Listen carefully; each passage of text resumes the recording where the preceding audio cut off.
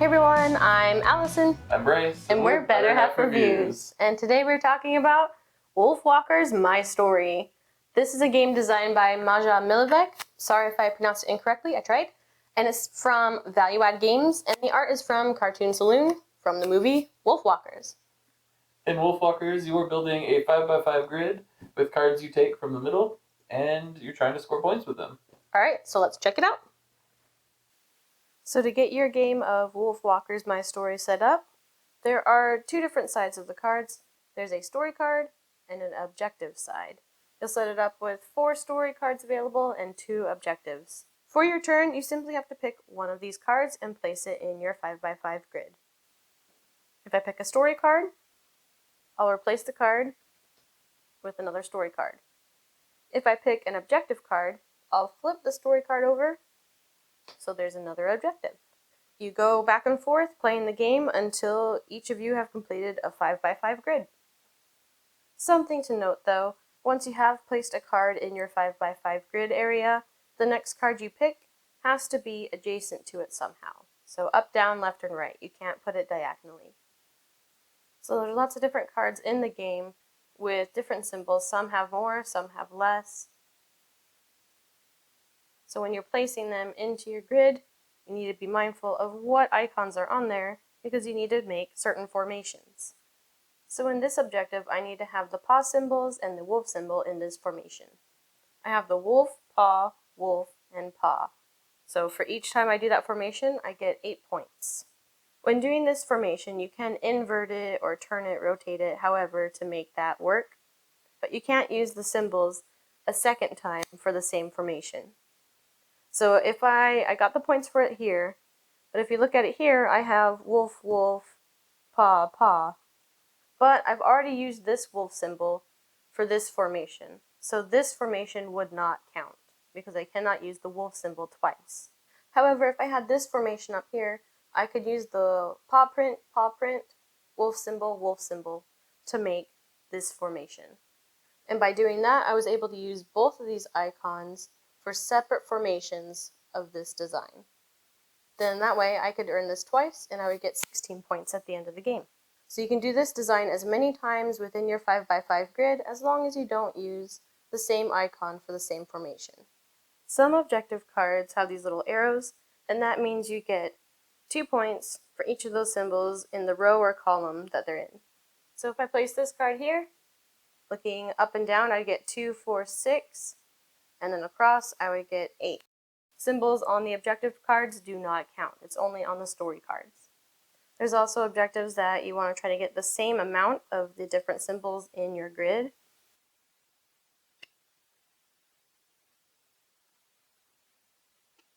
Then once each player has completed their 5x5 grid, you'll add up your points by counting up each of your objectives.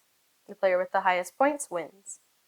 There is an option for advanced gameplay, where you'll add a permanent card and opportunity cards that will change up some of the rules of the game. So if you're playing with the advanced rules, you'll pick one permanent card and flip it. This will add one permanent rule change to the game. So this says instead of taking a card from the market, you can take the bottom card from the deck and you have to place it on your grid either side up. And then for the opportunity cards, you're going to shuffle that up and draw out 3. These opportunity cards will give you a one-time ability to use at any point on your turn during the game. So each player will either be playing as a black or yellow. And when you use one of these abilities on your turn, you're going to use this card to show that you've used it. So if you're player A, the black color, you put this card underneath that shows I've already used that symbol, so that way you don't forget. Or if you're the yellow player, you've used this, and if both players have used it, that shows that it's not available anymore.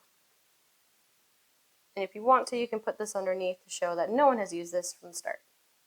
So just to show you an example, this one lets you place a card somewhere off your grid, so outside of the edge. That way you can maybe fit in a formation or add an extra objective card to get some more points.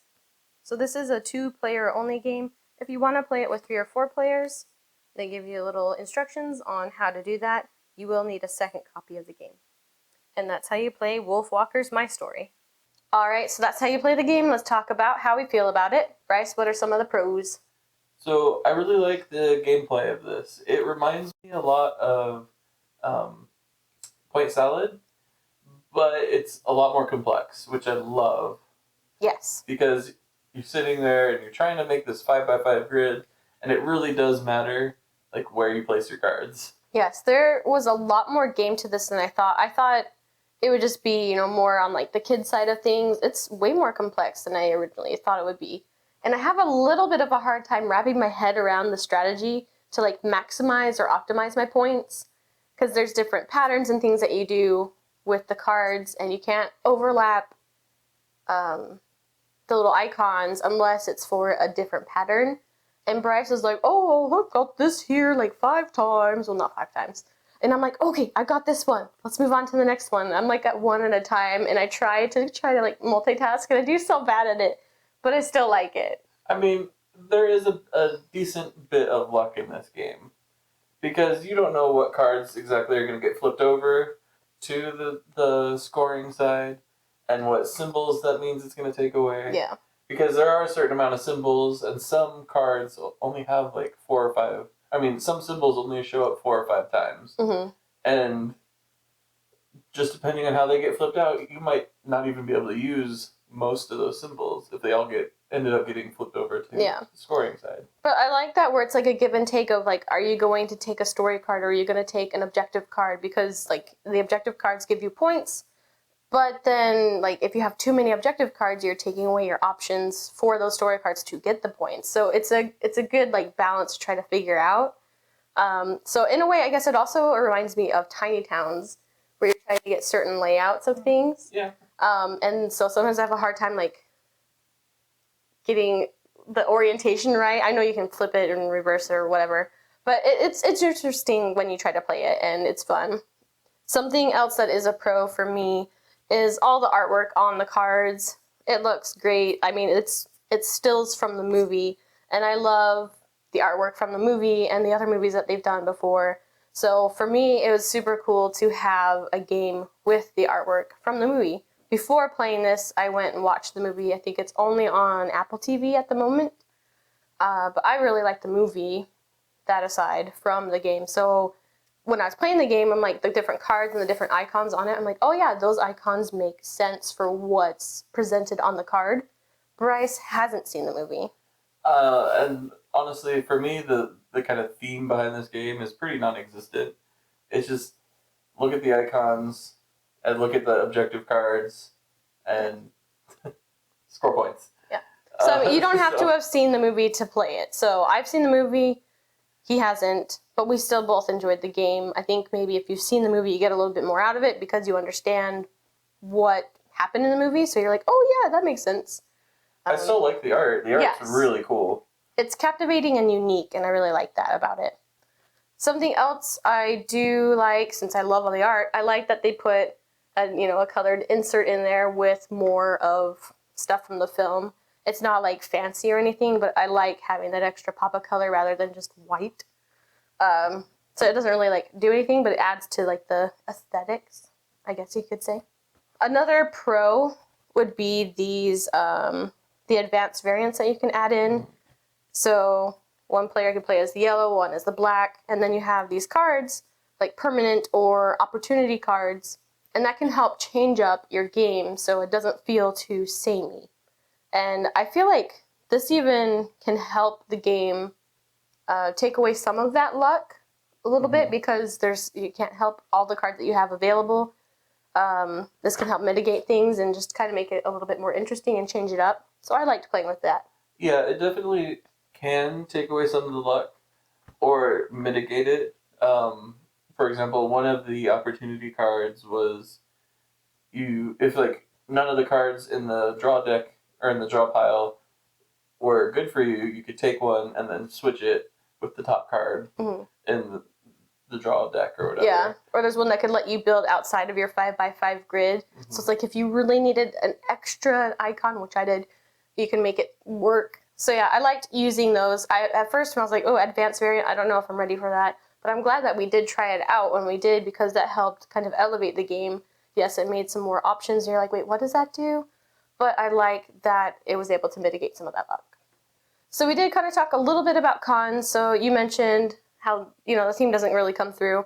And I guess when you're playing it, you're mostly just looking at the icons. But I think you appreciate it a little bit more if you've seen the movie. A con for me is I kind of wish the cards were actually square. I feel like that might have helped my head wrap around some of the different designs. I mean, obviously it's from the movie, so it's nice to have it widescreen and full, but I kind of wish it was square. I feel like it might have made it just a little bit easier for me to get the patterns and not think too hard. I don't know if that would have actually changed anything, but that's just the only thing I could really think of that I wish were different. Yeah, I think having maybe square cards would make it a little smaller, to fit on the table a little easier, because when we're playing it, it's kind of it's super long one way and then kind of shorter the other way, and it's, I don't know, a little awkward. Yeah. So square cards I think would have been cooler, but then, it would have cut off some of the art. So, I don't know. But that's mostly what I could think of.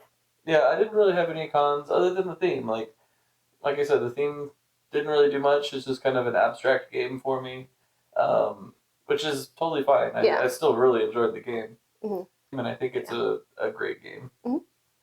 But yeah, so those are our thoughts about WolfWalkers, and then the rulebook. It's all just divided up into little sections, super easy to go through, and the advanced variants are on their own card. But yeah, so we quite enjoyed it. It was, it definitely impressed me more than I thought it would. I knew I was going to probably like it because of WolfWalker theme, but I really was surprised by how good it was, and I like it better than Point Salad. Oh yeah, definitely. I would choose this over Point Salad any day.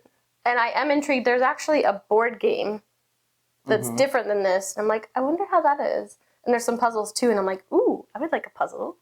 But anyway, so definitely check this out if you like WolfWalkers, or if you like abstract strategy games that play pretty quickly, and yeah, it's just really fun. So yeah, we'll put a link down below where you can find the game. So if you enjoyed this review, be sure to like and subscribe. There will be a lot more coming. Maybe not on this game, but other games we get to play. And if you're wondering what those games are, follow us on Instagram, because we post there almost daily about the games we're playing. We're having a lot of fun with some other things right now, so go check it out. All right, I'm Allison. I'm Bryce, and we're Better Half Reviews. Happy gaming. Have fun. Ow! Woof, woof, the wolf. How the wolf. What are some of the pros? I'm Bryce. What? It's a pro that you're Bryce? Yeah. I agree. That has nothing to do with the game. I had a spit. A hairball? Yeah. Are you a wolf walker? No, I'm a cat walker. On a tightrope? And I'm a pro. Which makes you the con. I'm